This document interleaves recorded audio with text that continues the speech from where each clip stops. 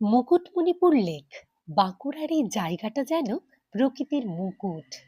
কংসাবতী ও কুমারী নদীর মিলনস্থলে তৈরি এই বিশাল জলাধার দেখলেই গাইতে ইচ্ছে করে, ওগো নদী আপন বেগে পাগল পারা, আমি স্তব্ধ চাপার তরু গন্ধে ভরে তন্দ্রা হারা, ওগো নদী আপন বেগে পাগল পারা।